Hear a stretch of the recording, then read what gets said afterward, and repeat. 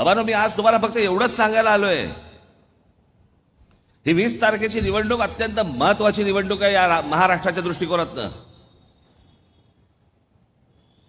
जर आज तुम्ही या निवडणुकीमध्ये पुन्हा जर समजा घसरलात, त्या बाजूला जर घरंगळत गेलात, या सगळ्यांचा समज नक्की होईल की आपण जे केलं ते बरोबर केलं.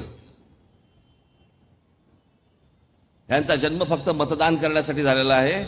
मतदान झाल्यानंतर आम्ही आमचे खेळ खेळत राहू. आम्ही तुमच्या मतांचा कधीही अपमान करू, आम्ही तुमच्या मतांशी कधीही प्रतारणा करू, आम्ही विचारांशी प्रतारणा करू, वाटेल ते करू, कोणाचाही अपमान करू. हे काय आमचं वाकडं करू शकतात? हा जो त्यांच्या मनातला जो समज आहे, हा जर तुम्हाला दूर करायचा असेल तर येणाऱ्या 20 तारखेला तुम्हाला ह्या अपमानाचा बदला हा तुम्हाला घ्यावाच लागेल.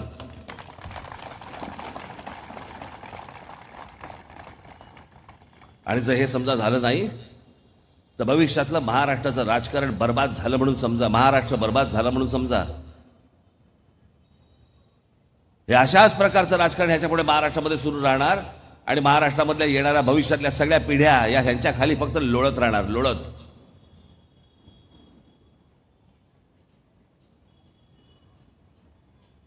मी आज जो तुमच्या समोर आलोय ते एवढंच सांगण्यासाठी आलोय, गेली 5 वर्ष जो तुमचा अपमान झालाय तो विसरू नका. या लोकांनी जे तुमच्या मताशी जे खेळलेत हे विसरू नका. आज मी तुमच्या समोर जी माणसं आणलेली आहेत ही प्रामाणिक माणसं आहेत. आमचा संदीप कुठे गेला? संदीप,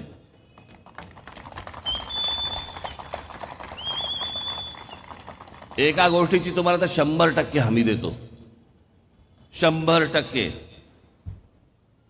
या मतदारसंघातल्या प्रश्नांसंदर्भात तुम्हाला कधी संदीप देशपांडेला भेटायचं असेल, तुम्हाला अपॉइंटमेंटची गरज लागणार नाही.